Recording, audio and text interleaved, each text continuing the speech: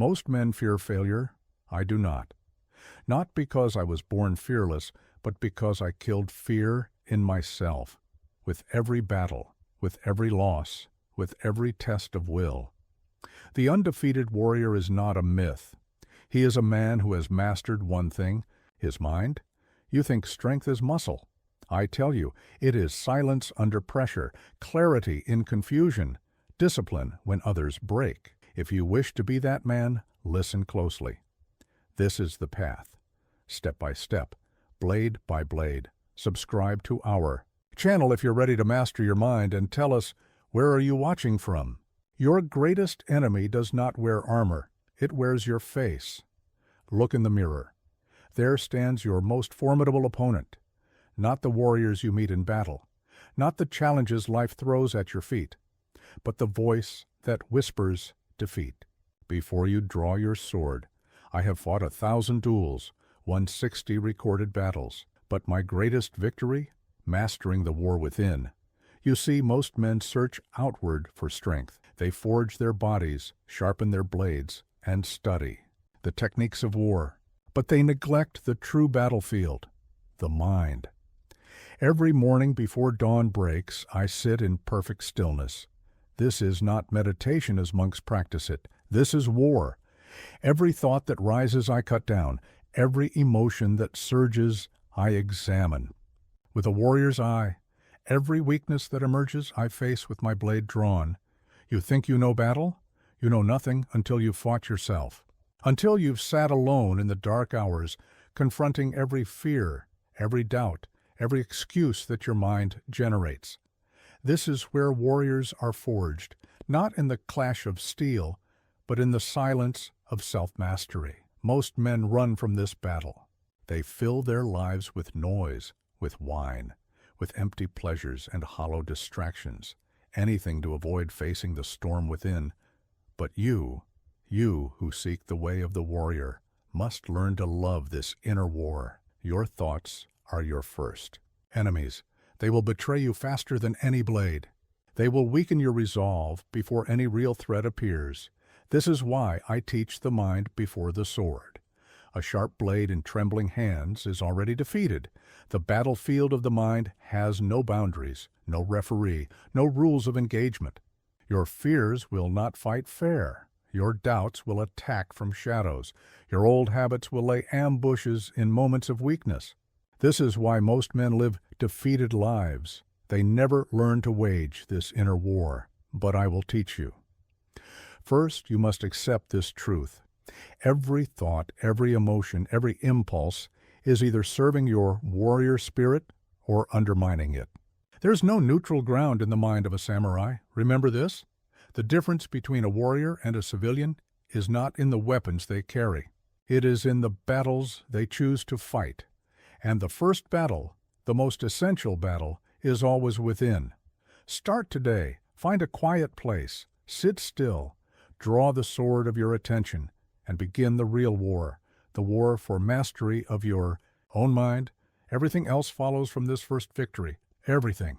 Fear is not what you think it is. It is not a feeling that comes and goes like winter rain. It is not some demon that possesses your spirit before battle.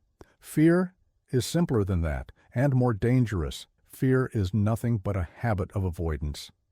I have watched thousands of warriors train. The ones who fail all share the same disease. They avoid what makes them uncomfortable. They practice what they already know. They spar with opponents they can beat. They make excuses to skip the training that would expose their weaknesses. This is how fear takes root in the warrior's spirit. Not in dramatic moments of terror, but in small daily acts of avoidance. Every time you step back from challenge, you water the roots of fear. Every time you choose comfort over growth, you fertilize your own weakness. The way of the samurai is different. We do not avoid, we advance. We do not seek comfort, we seek confrontation. Not out of aggression or pride, but out of understanding. Understanding that fear grows in the spaces we refuse to enter. When I was young, I feared heights. So I spent a month sleeping in trees. I feared cold. So I sat in icy streams until my fear froze and shattered. I feared solitude. So I lived, alone in the mountains until the silence became my strength. This is how you kill fear, through direct daily exposure to what weakens you. Your fear of public speaking? Speak every day to everyone you meet. Your fear of rejection? Seek it out until rejection loses its sting. Your fear of failure? Fail forward, fail often, fail until failure becomes your teacher rather than your master. Most men wait for courage to come before they act. This is why most men remain weak. Courage is not the absence of fear.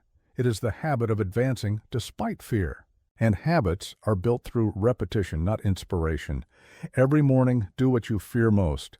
Every day, step into one situation that makes you uncomfortable. Every week, face one challenge that makes your hands shake. This is not reckless action. It is strategic warfare against your own weakness. Remember, fear is like a weed. Cut it on the surface, it grows back stronger. But expose its roots to the harsh light of direct confrontation, and it withers forever. This is why temporary courage, the kind that comes from alcohol or anger, never lasts. It cuts the leaves, but feeds the roots. True fearlessness comes from systematic exposure, from turning toward what others avoid, from embracing discomfort as your most loyal teacher. This is how you forge a warrior's spirit, not by avoiding fear, but by using it as fuel for growth. The next time fear rises in your chest, smile. You have not encountered an enemy. You have found your next training ground. Step forward. Engage. Learn. This is how fear dies, not with a bang, but with the quiet confidence of a warrior who has learned to make discomfort his home. Every indulgence is a dull blade. Every comfort, a crack in your armor. Every distraction, a victory for your enemies. This is why the first act of becoming a warrior is not adding strength. It is cutting away weakness. Look at your life with a warrior's eye. What do you see? Hours lost to mindless entertainment. Energy scattered across 1,000 petty concerns. Strength leaked away through bad habits and worse excuses. These are not minor flaws. They are mortal wounds to your warrior spirit. I have seen men with perfect technique fall in battle because they could not resist Akik the night before. I have watched talented warriors fade into mediocrity because they chose pleasure over practice. This is why I teach. Eliminate what is unnecessary before you add what is essential. Your phone, a leash that keeps you tethered to distraction. Your television, a drain that sucks away your vital force. Your endless scrolling through others' lives, a surrender of your warrior's focus. Cut them away, not completely, but ruthlessly. A warrior uses tools. He is not used by them. But physical distractions are only the surface. Deeper cuts are needed. Cut away the habit of complaining. It is poison to your spirit. Cut away the need for constant comfort. It makes you soft. Cut away the addiction to approval. It makes you weak. Cut away the excuses. They are lies you tell yourself to justify weakness. Most importantly, cut away the idea that you can serve two masters. You cannot be a warrior and a pleasure seeker. You cannot build strength while chasing comfort. You cannot forge discipline while preserving all your old habits. Something must go. This is why the sword is our symbol, not because it adds, but because it subtracts. It cuts away what is unnecessary, leaving only what is essential. Your life must become like a sword, sharp, focused, uncluttered by weakness. Start with your morning. Cut away the habit of checking your phone before checking your spirit. Cut away the snooze button. It is a small death to your warrior's will. Cut away the need for motivation. Discipline is your new fuel. Move to your day. Cut away the unnecessary meetings. They drain your force. Cut away the pointless conversations. They scatter your focus. Cut away the mindless eating. It dulls your edge. Cut away the habits of distraction. They are slow. Poison to your purpose. End with your night. Cut away the endless entertainment. It robs you of rest. Cut away the late-night indulgences. They weaken your morning. Cut away the need to be always connected. Silence is a warrior's strength. This cutting away is not deprivation. It is liberation. Every weakness you remove makes you lighter, sharper, more dangerous. Every distraction you eliminate brings you closer to your true power. Remember, a sword is not forged by adding metal. It is forged by removing impurities. Your warrior spirit is the same. Cut away weakness and watch your natural strength emerge. This is the path of the warrior, not through addition, but through subtraction. Not through gathering, but through eliminating. What will you cut away today? Solitude is not a punishment. It is power. In my years of wandering, I learned this truth. The warrior who cannot stand alone cannot stand at all. Your strength must come from within, or it will fail you when you need it most. Most men fear solitude.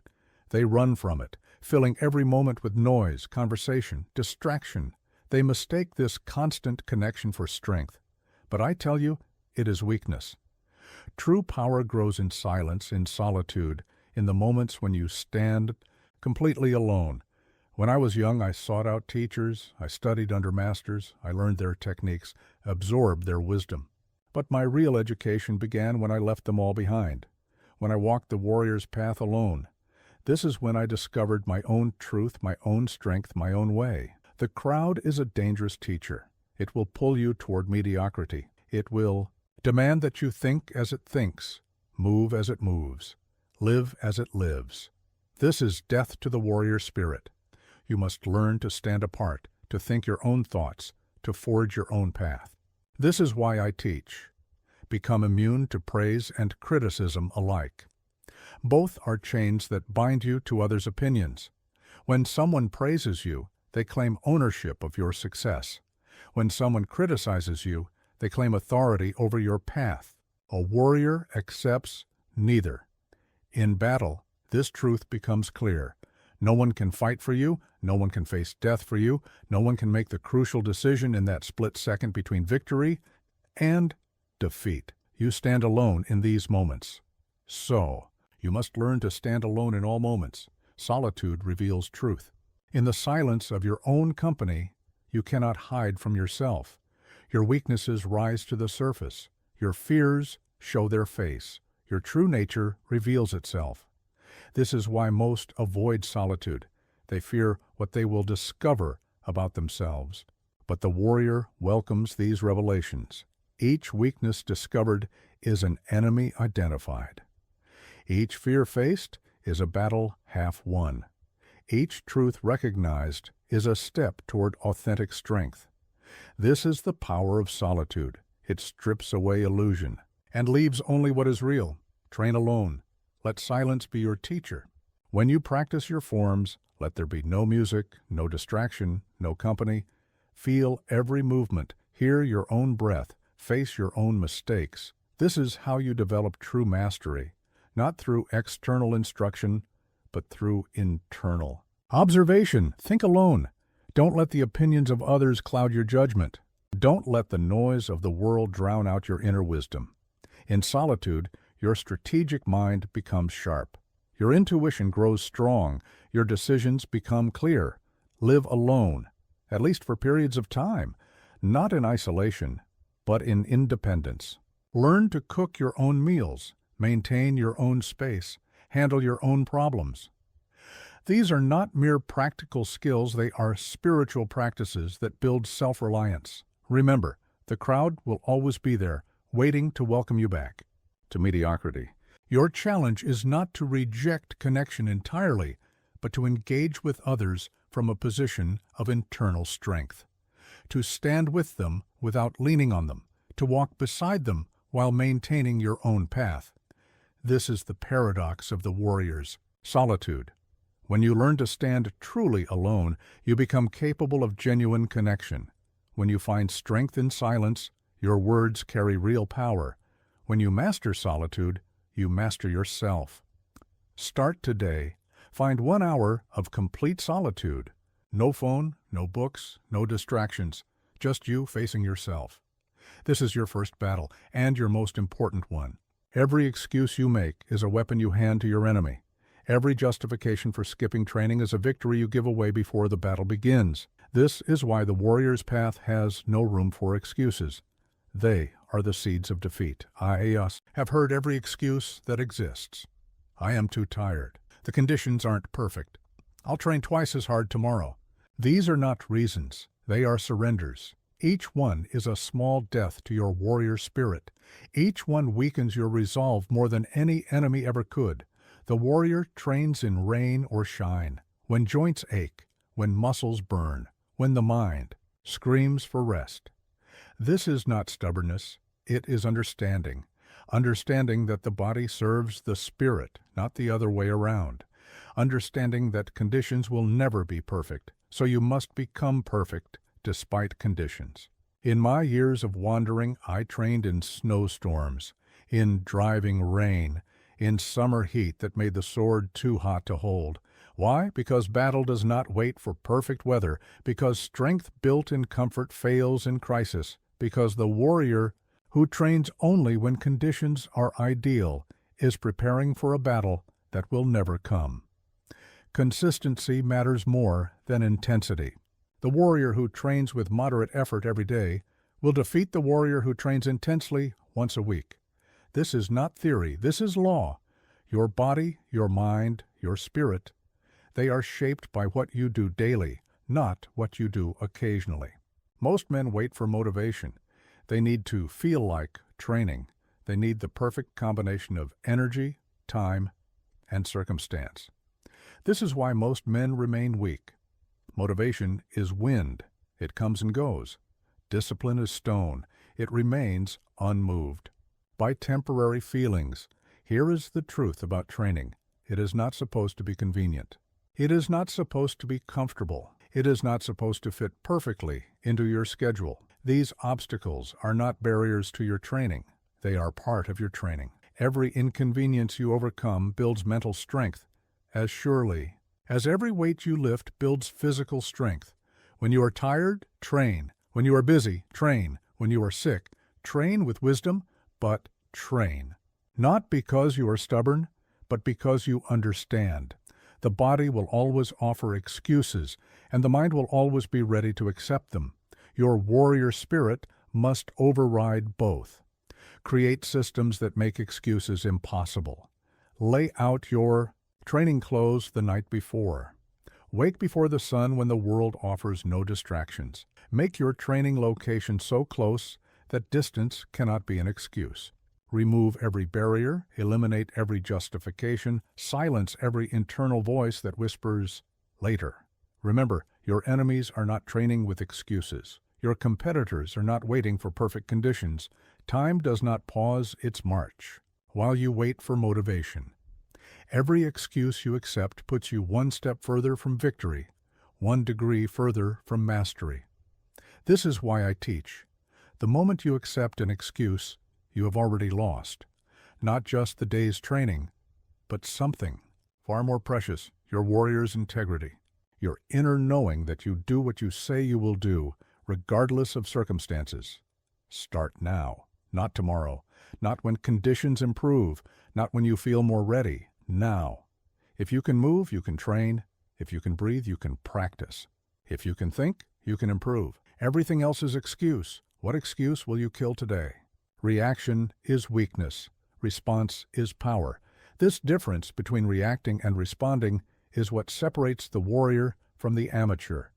In the chaos of battle, in the storms of life, the warrior remains unshaken, not because he feels no turbulence, but because he has mastered his relationship to it. I have watched thousands of duels. Do you know what defeats most men? Not their opponent's sword, their own emotions. Anger clouds judgment. Fear paralyzes movement. Excitement disturbs timing. These emotional storms are more dangerous than any external threat. The secret is this: emotional stillness must be cultivated before it is needed. You cannot learn to swim in a tsunami. You cannot learn emotional control in the midst of crisis. This is why the warrior practices stillness every day in small moments, in controlled conditions. Here are your daily drills for emotional mastery. When someone insults you, practice silence. When traffic delays you, practice patience. When plans fail, practice adaptation. These are not mere exercises in tolerance. They are warrior training. In emotional control, most men let their emotions drive their actions. Someone pushes, they push back. Someone shouts, they shout louder. This is the path of the amateur. The warrior understands. He who can control his emotional state controls the battle before it begins. In my most famous duel, I arrived hours late. My opponent had been waiting in the hot sun, his emotions boiling. By the time I arrived, he had defeated himself. His anger destroyed his technique. His frustration ruined his timing. I won that duel long before our swords met. This is why I teach. Cultivate emotional stillness like you cultivate physical strength. Start with your breath. It is the bridge between mind and body, between chaos and calm. Learn to control it under pressure. When emotions rise, breath deepens. When storms come, breathing remains steady. Practice this. Sit in uncomfortable positions without shifting. Stand in cold water without shivering. Hold your sword in horse stance until your muscles scream, not to torture yourself, but to teach yourself. Discomfort is not an emergency. Pain is not your master. Circumstances cannot control your state. Most importantly, learn to watch your emotions without becoming them. Anger rises, watch it like a cloud in the sky, present but not permanent. Fear appears, observe it like a shadow on the ground, real but not solid. This detachment is your greatest weapon in emotional warfare. Create stress to master stress. Put yourself in challenging situations deliberately. Speak in public, engage in difficult conversations, face your fears systematically. Not to get comfortable with these situations, but to get comfortable with being uncomfortable. Remember, the goal is not to become emotionless. The goal is to make emotions your servants rather than your masters. To feel fully while remaining free. To experience the storm while keeping your center. This is the mark of the warrior. Not that he never feels fear, but that fear does not control his actions. Not that he never feels anger, but that anger does not blind his strategy. Not that he never feels pain, but that pain does not stop his advance. In this chaotic world, emotional stability is more valuable than any weapon. The warrior who can remain calm in crisis, clear in confusion, steady in storm, this warrior is truly undefeatable. Your practice begins now. What emotion controls you? What feeling do you serve? Find it, face it, master it. This is your next battlefield. Mood is wind, the way is stone. This truth separates warriors from wanderers. The wanderer follows his feelings, changing direction with every shift in emotional weather. The warrior follows the way, unmoved by temporary states of mind or heart. I have seen men with great potential fail because they trained only when inspired. I have watched talented fighters lose because they practiced only when they felt like it. This is the trap of mood-based living. It makes you strong only when conditions are perfect. The way is different. It is a path of principle, not preference. It asks not, what do I feel like doing, but what must be done. This is how warriors dominate inconsistency, by building their lives on structure and principle, rather than emotion and impulse. Your morning ritual is your first battlefield. The weak man asks himself each morning, do I feel like training? Today, the warrior does not ask. He has decided once, and that decision rules all mornings. This is the power of principle over mood. It eliminates daily negotiation with weakness. Build your day on pillars of practice, not peaks of motivation. Dawn meditation, morning training, evening reflection. These are not scheduled when convenient. They are fixed like the rising of the sun. Your mood may change. Your circumstances may shift. Your practice remains. Most men live at the mercy of their moods. They eat when not hungry, rest when not tired, speak when silence is needed, act when patience is required. This is because they have no governing principle, no central way that guides their choices. The warrior's way is different. It is a code of action, not a collection of preferences.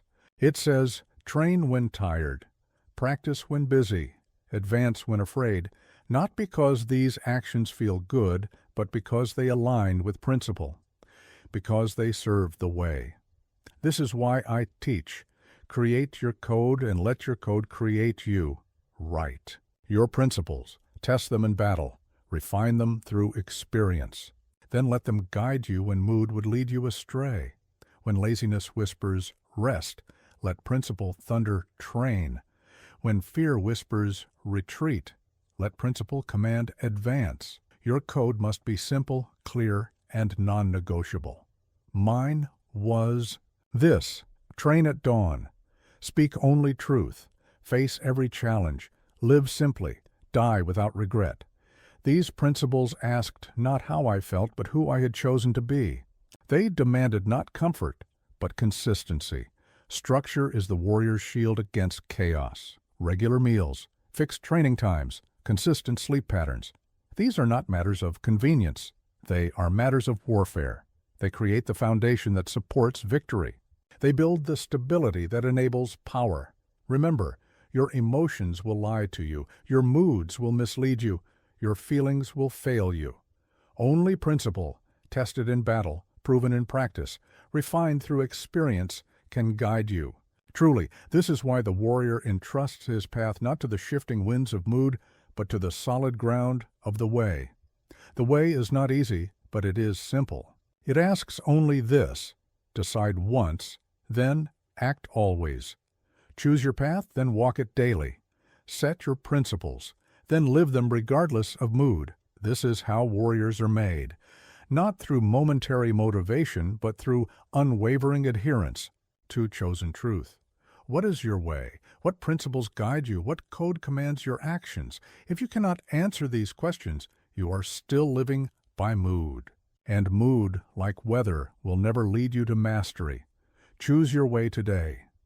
Write your code now. Then let all actions flow from principle, not preference.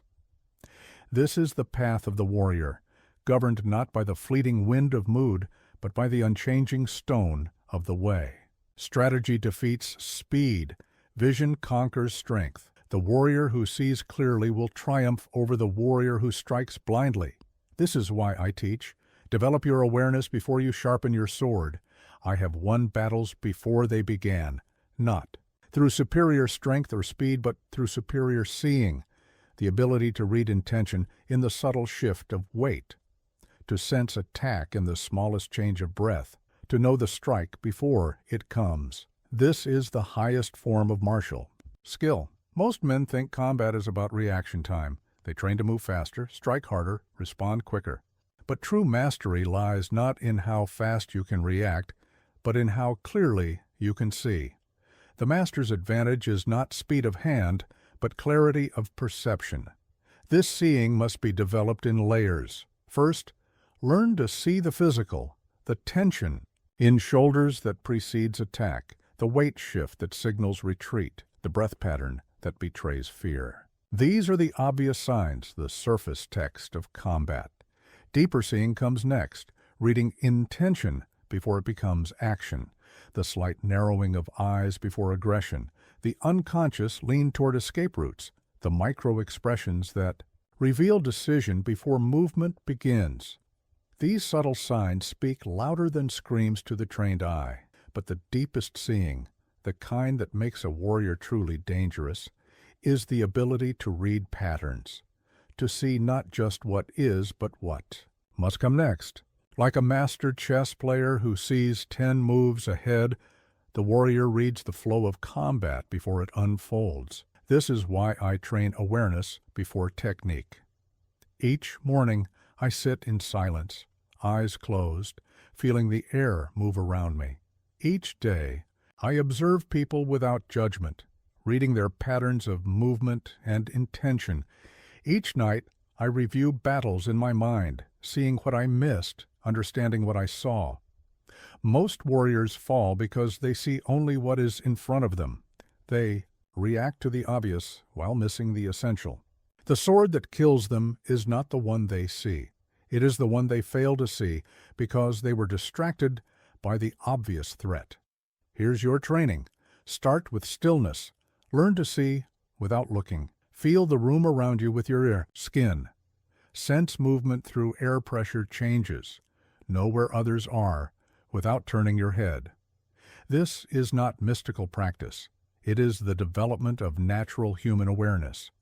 Move to movement. Walk through crowded spaces with eyes half closed, reading bodies rather than faces. Feel the flow of human traffic. Sense intentions in posture. Know who will step which way before they move. This is not prediction. It is pattern recognition. Finally, train your mind to see through time. In every situation, ask, what must happen next? What patterns are forming? What hidden forces are at work? This is how you begin to see the future, not through magic, but through deep understanding of cause and effect. Remember, the eye can be fooled, the mind can be tricked, but trained awareness, the kind that comes from thousands of hours of observation and analysis, this cannot be deceived. This is why the master seems to have supernatural power. He does not see better. He sees deeper. Your practice begins with this moment. What do you see? What do you miss? What patterns flow around you unnoticed? Train your awareness like you would train any muscle through consistent, purposeful practice. Start now. Close your eyes. What do you hear? What do you feel? What do you know without seeing? This is your first step toward warrior awareness, toward seeing the strike before it comes. Attachment is the rope that pulls you into ruin, the need to be right, the hunger for revenge, the clinging to outcomes. These are not signs of strength. They are chains that bind you to defeat.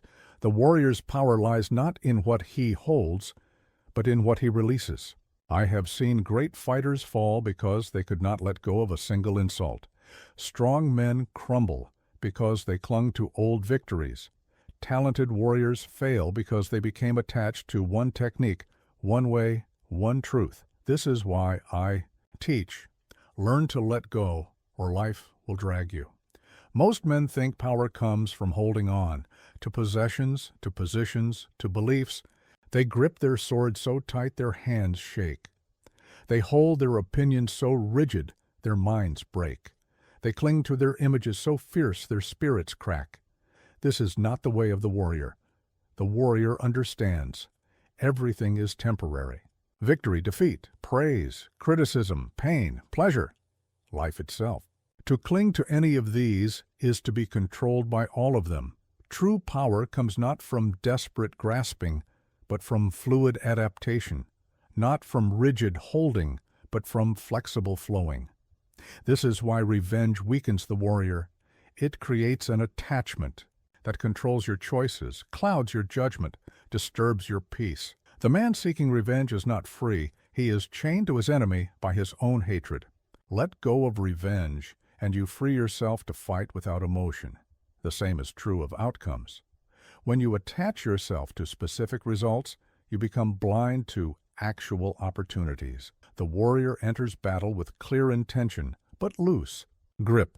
He knows what he seeks, but remains free to adapt when circumstances change. This is true strategy, not rigid planning, but fluid response. Your attachments reveal your weaknesses. What angers you controls you. What you cannot release imprisons you. What you must have limits you. This is why the warrior practices voluntary release, letting go of things while they still serve, abandoning positions while still comfortable, changing ways while still successful. Most men wait until life forces them to let go. They hold on until the pain of holding becomes greater than the fear of releasing. This creates unnecessary suffering and delayed growth. The warrior chooses differently. He initiates release. He practices letting go as a spiritual discipline. Start with small things. Let go of the need to have the last word. Release the compulsion to prove yourself right. Abandon the attachment to how things should be. These are practice runs for the bigger releases that life will demand. Move to deeper attachments. Your self-image, let it go. Your past victories, release them. Your comfortable techniques, abandon them sometimes. Your certainties, hold them loose. This is not abandonment of skill or principle. It is liberation from the prison of rigid identity. Remember, The bamboo survives the storm while the oak breaks. Not because the bamboo is stronger, but because it can bend, because it can let go of its position without losing its root. This is the warrior's way: strong core, flexible surface, unshakable center, adaptable expression. In battle, this truth becomes clear. The warrior who needs nothing specific cannot be controlled by anything particular. The fighter who can let go of his favorite technique cannot be predicted. The man who holds his positions loose cannot be manipulated through his attachments. Your practice begins now. What are you holding that holds you back? What belief limits your growth? What emotion chains you to defeat? What image prevents your adaptation? Find it, face it, let it go. This is not loss. It is liberation. Every attachment released is a new freedom gained. Every chain broken is a new strength found. This is the path of the warrior, not through accumulation, but through release.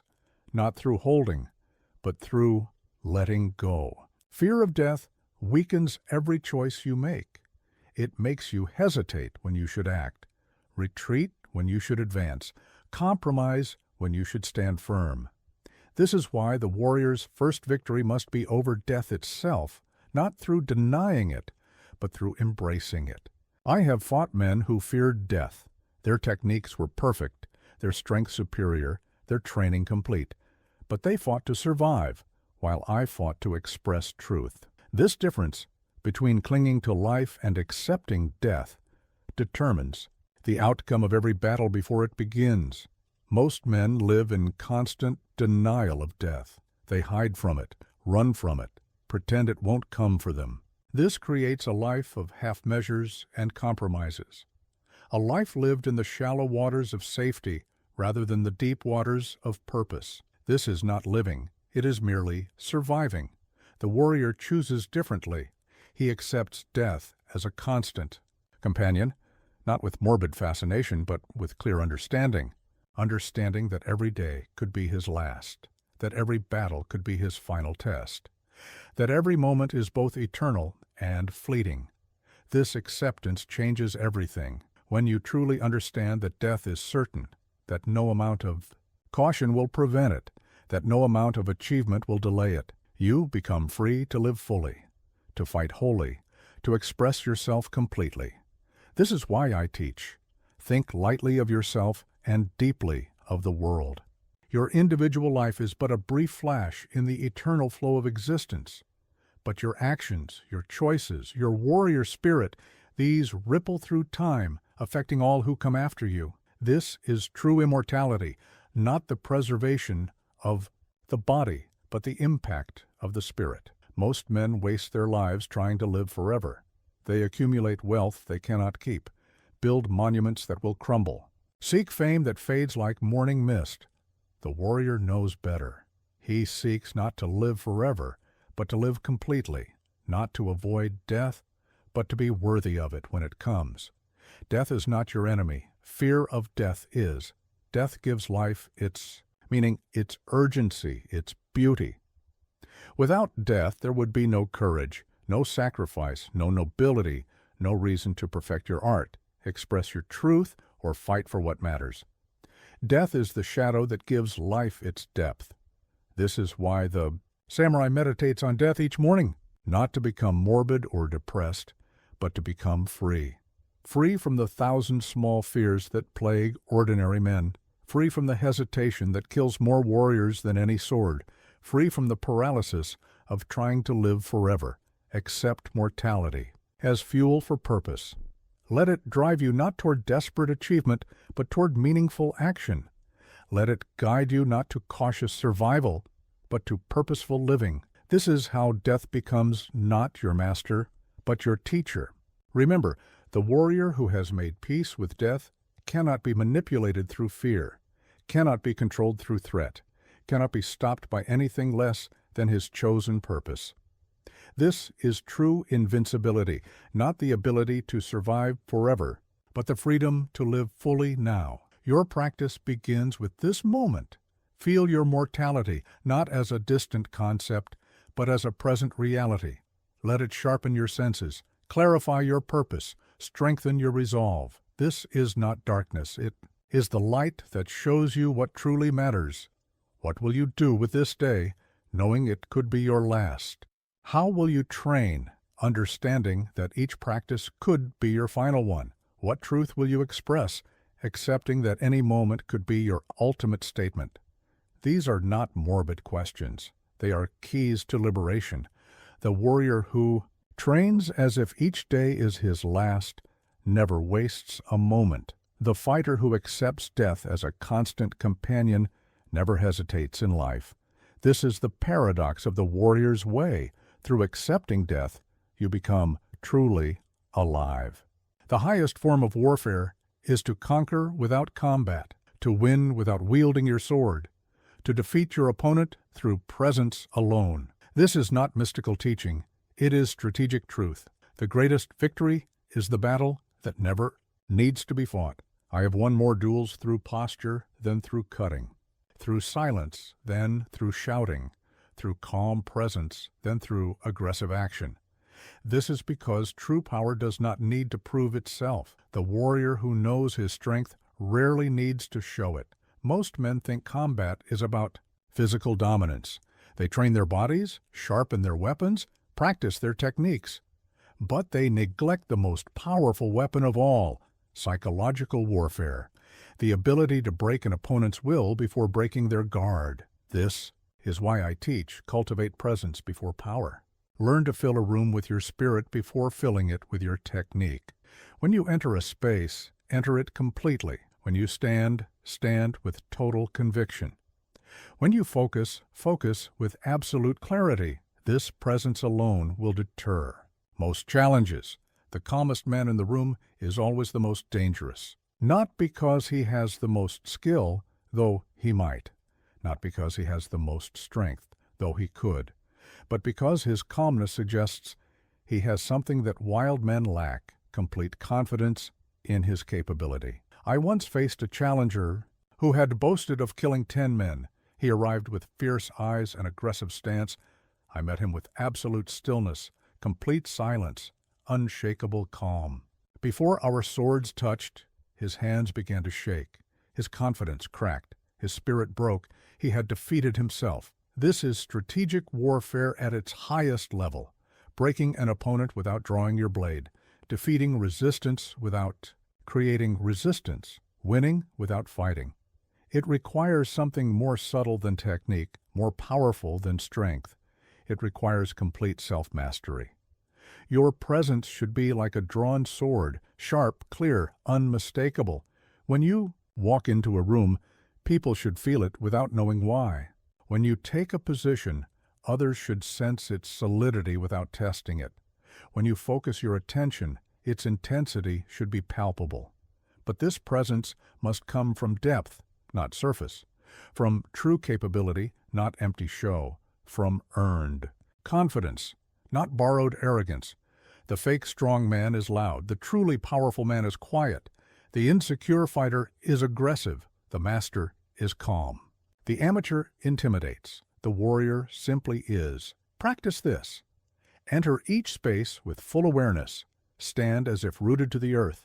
Move as if every gesture has meaning. Speak as if each word costs gold. This is not about creating an image. It is about expressing your true power so clearly that testing it becomes unnecessary. Remember, the goal is not to suppress conflict, but to resolve it at the highest level, not to avoid challenges, but to meet them so completely that violence becomes redundant, not to escape combat, but to transcend it through superior presence. This is why the master seems to live a charmed life. Where others find conflict, he finds cooperation. Where others meet resistance, he finds respect.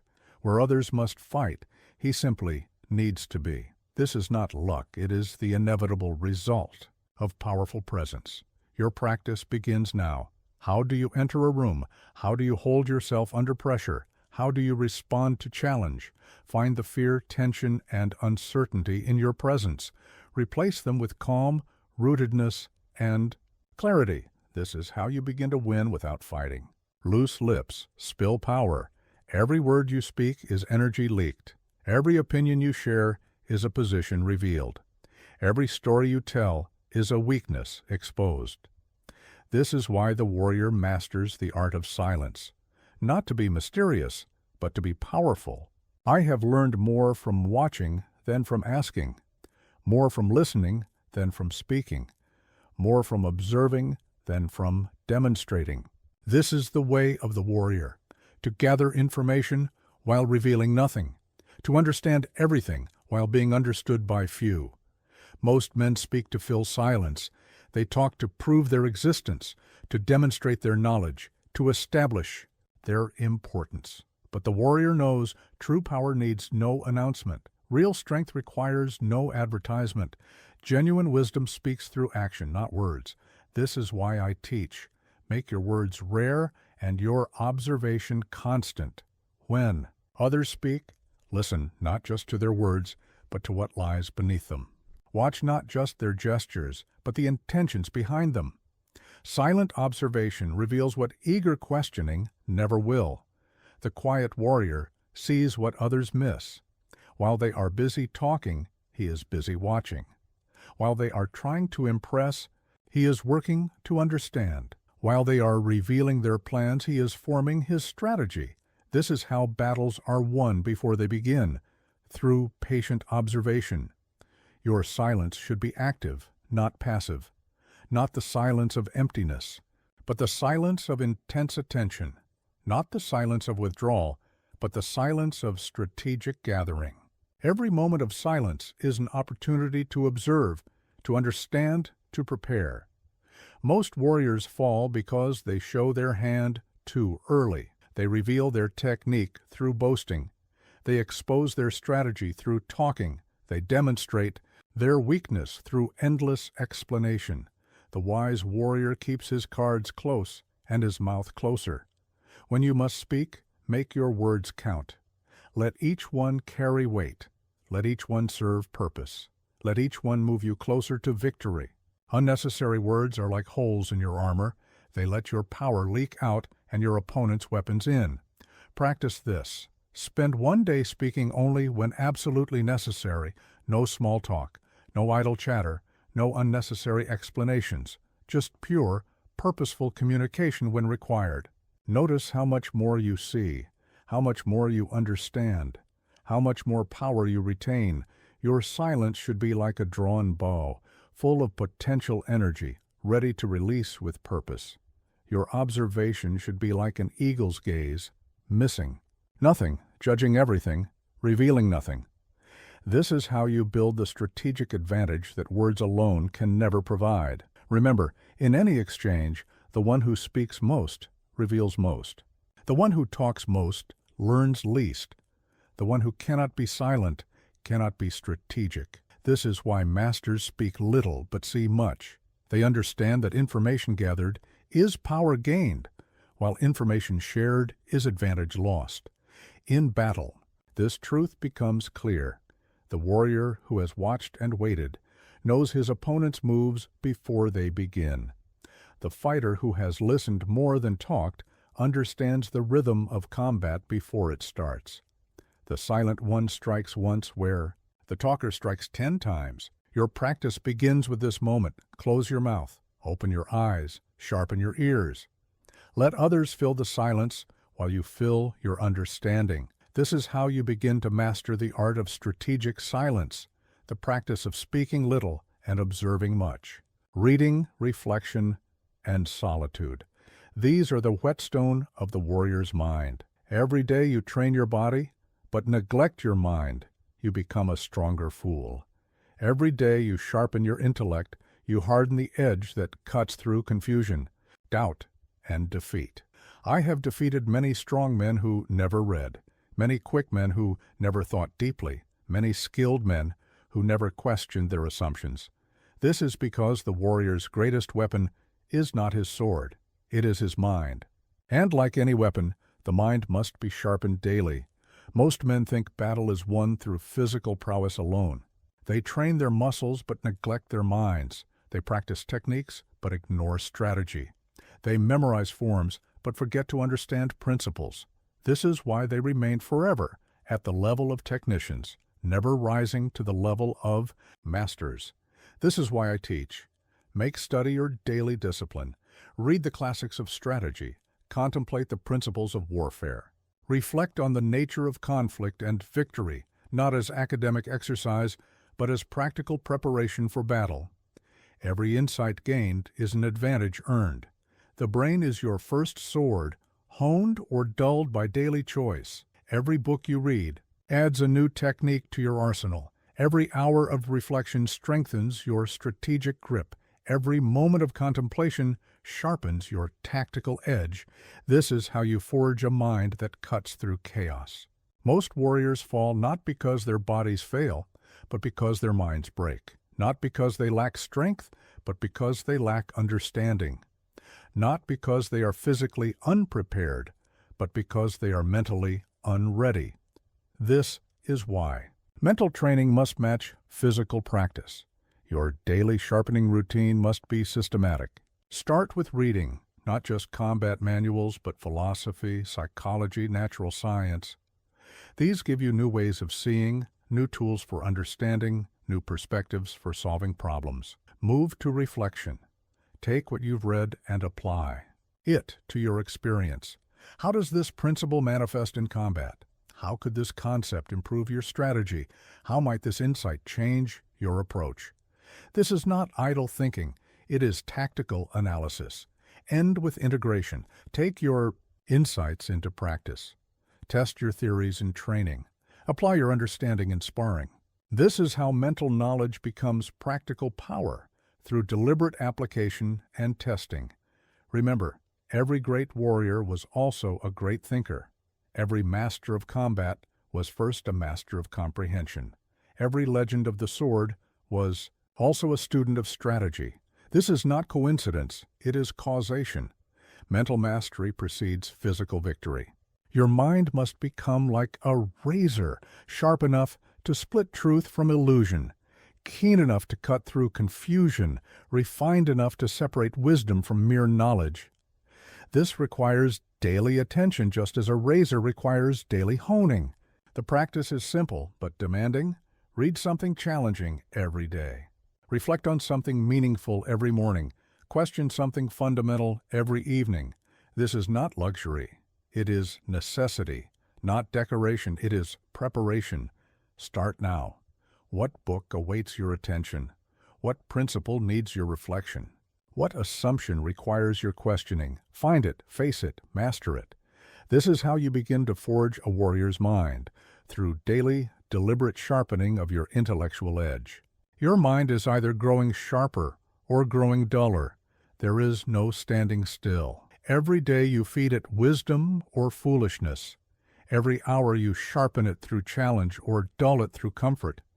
Every moment you either hone its edge or let it rust. Choose now. Will you be a warrior who thinks, or merely a fighter who reacts? Will you forge a mind as sharp as your sword, or remain forever at the mercy of those who have? This is not a choice you make once. It is a choice you make daily through consistent, committed practice of mental sharpening. Loss is the whetstone of the undefeated, not victory. Victory can make you soft, not success. Success can make you complacent. But failure, pure, honest, painful failure, this is what forges an unstoppable warrior. This is what separates the master from the amateur. I have lost countless times on my path to becoming undefeated. Each loss taught me what victory could not. Each failure revealed weaknesses that success had hidden. Each defeat showed me exactly where I needed to grow. This is why I say, no warrior wins every duel, but every duel teaches. Most men run from failure. They hide from it, make excuses for it, try to forget it. This is why they remain weak. They refuse to learn from their greatest teacher. The warrior chooses differently. He embraces failure as a mentor, studies it like a text, uses it as fuel for transformation. This is why I teach. When you fail, fail forward. Don't just experience failure. Examine it. Don't just suffer defeat. Study it. Don't just feel pain. Learn from it. This is how setbacks become setups. how obstacles become opportunities, how wounds become wisdom. Every failure carries a gift, if you have the courage to unwrap it. Inside every defeat is a lesson, if you have the wisdom to extract it. Behind every setback is a stepping stone, if you have the strength to stand on it. This is why masters fail more than amateurs. They turn failure into fortune. Most warriors are defeated not by their failures, but by their response to failure. They let defeat define them. Let setbacks stop them. Let obstacles overcome them. This is not the way of the warrior. We use failure as forge fire, hot enough to burn, but purposeful enough to transform. Your relationship with failure determines your ceiling in life. Fear it, and you'll never reach your potential. Avoid it, and you'll never discover your weaknesses. Deny it, and you'll never transcend your limitations. But embrace it, study it, learn from it, grow through it, and you become unstoppable. This is the paradox of mastery. The more willing you are to fail, the less likely you are to fail ultimately. The more you embrace defeat as teacher, the closer you come to becoming undefeatable. The more you learn from loss, the more likely you are to achieve lasting victory. Practice this. After every failure, ask better questions. Not, why did this happen to me, but what can this teach me? Not, how could I have avoided this, but how can I grow from this? Not, who is to blame, but what can I do differently? Next time, remember, the undefeated warrior is not the one who never loses. Such a person does not exist. The undefeated warrior is the one who never stays defeated, who rises stronger from every fall, who learns more from every loss, who grows more resilient through every setback. Your greatest victories will be born from your deepest defeats. Your strongest techniques will emerge from your worst failures. Your unshakable confidence will grow from the times you were most shaken. This is not theory. This is the warrior's path. Start now. What failure haunts you? What defeat still stings? What setback still holds you back? Face it, study it, learn from it. This is how you begin to transform failure from enemy to ally, through conscious, courageous engagement with your defeats. Remember, in the end, there are no true failures, only lessons you haven't learned yet. No final defeats, only battles that haven't transformed you yet. No permanent setbacks, only opportunities you haven't recognized yet. This is the warrior's way, to let failure refine you into something undefeatable. True discipline is not motivation.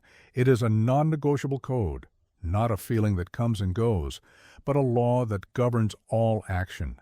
Not a temporary state of mind, but a permanent way of living. This is what separates warriors from wishers, the understanding that discipline is not optional. I have seen talented men fail because they waited for motivation. Strong men fall because they trained only when inspired. Skilled men fade because they practiced only when convenient. This is why I teach. Discipline must be ruthless, especially when motivation is absent.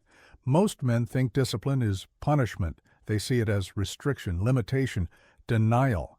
This is why they resist it. But the warrior knows better.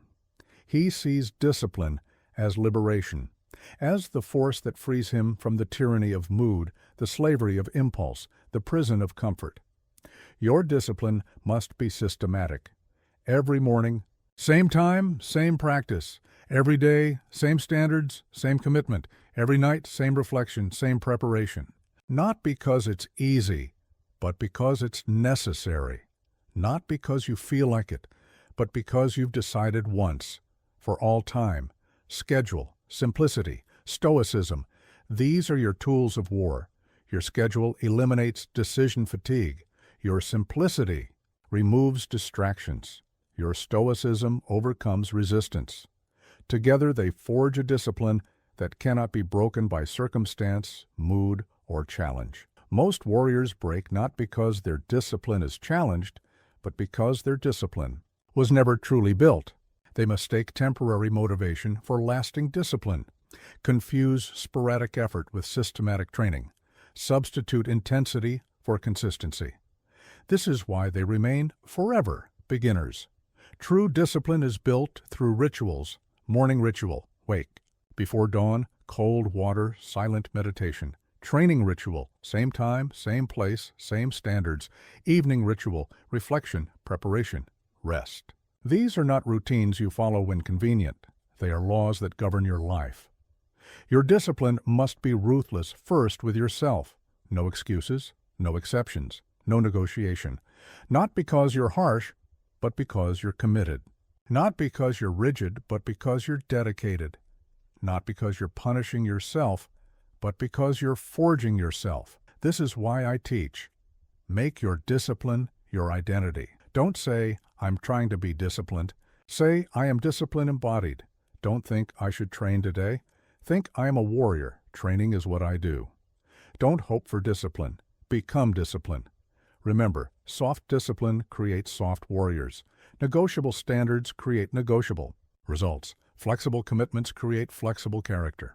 The warrior's discipline must be hard as steel, clear as crystal, unchanging as the North Star. Practice this. Choose your non-negotiables. What must happen every day, regardless of circumstance? What standards must be met, regardless of difficulty? What commitments must be kept, regardless of convenience? Find them, fix them, follow them. Start with morning. No snooze button, ever. No phone before training, ever. No skipping practice, ever. These are not goals to strive for. They are laws to live by.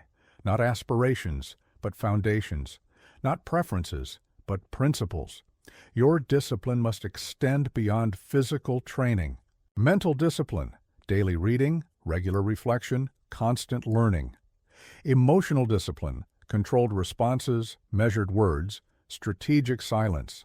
Spiritual discipline, consistent meditation, purposeful solitude, regular contemplation. This is how warriors are forged, through ruthless, systematic, non-negotiable discipline.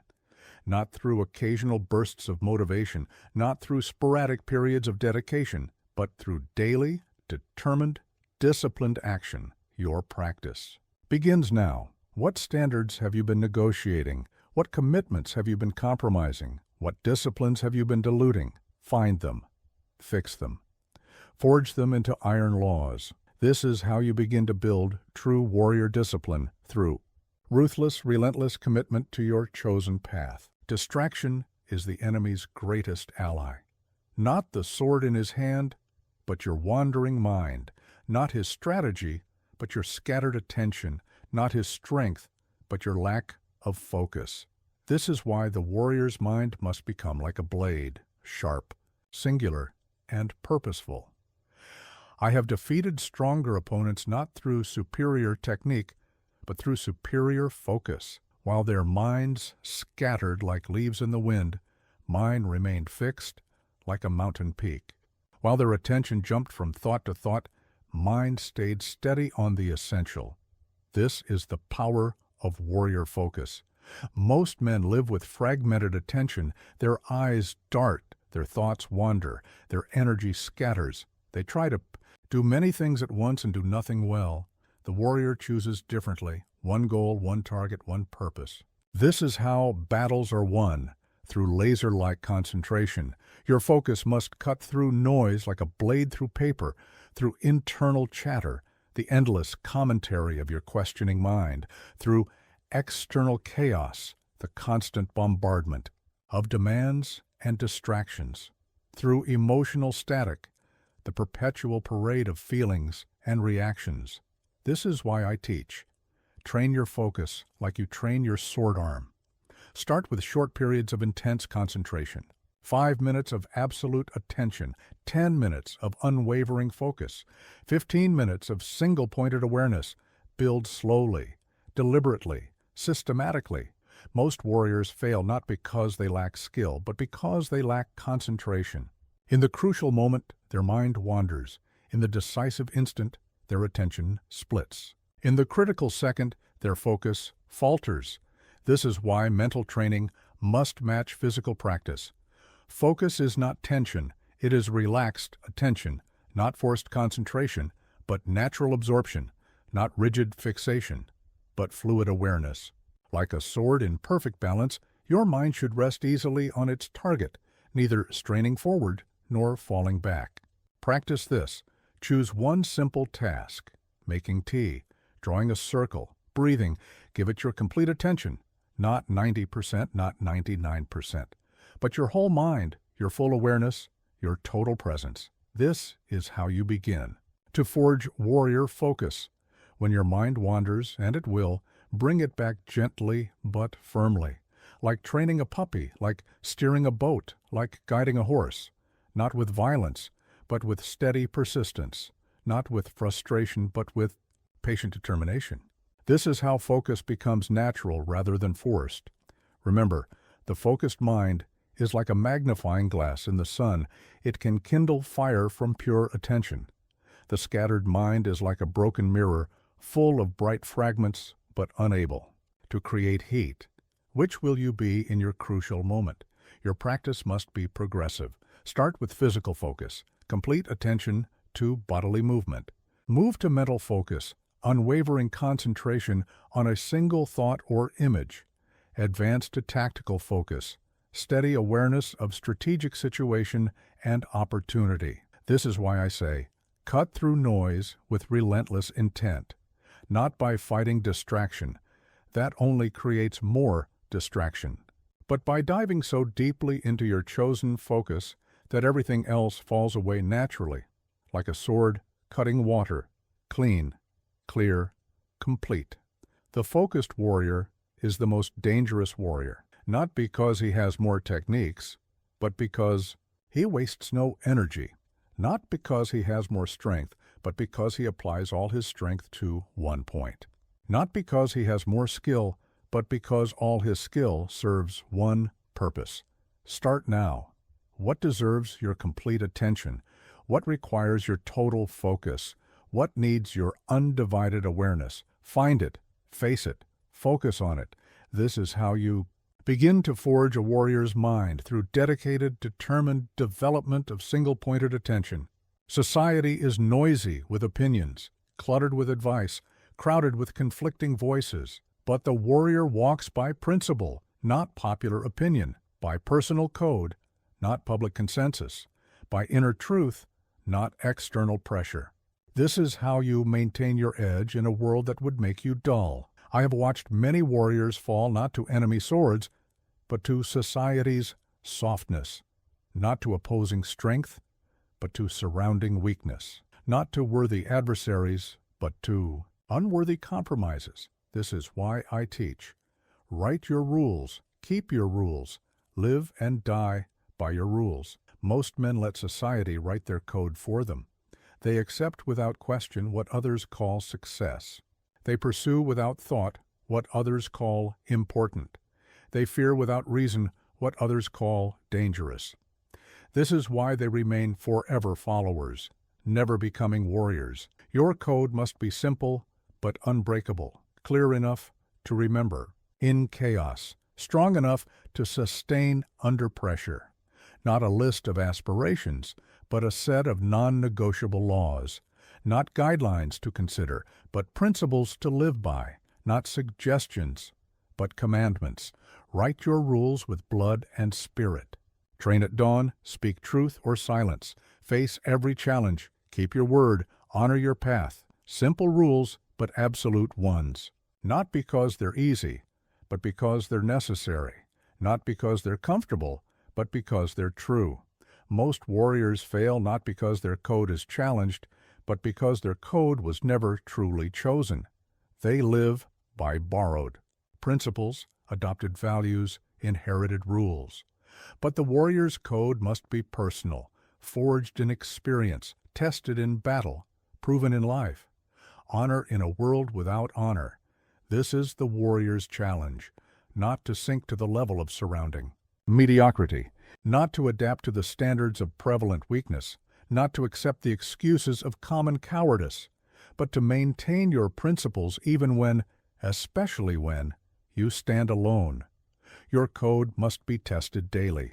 Each morning, review it. Each day, live it. Each night, measure yourself against it, not to punish yourself for falling short, but to keep yourself aligned with your chosen truth, not to impose rigid perfection, but to maintain conscious direction. This is why I teach. Let your code be your compass. When situations are complex, let principles be simple. When choices are difficult, let values be clear. When paths are many, let purpose be singular. This is how the warrior maintains his way. Through chaos, through unwavering adherence to chosen truth.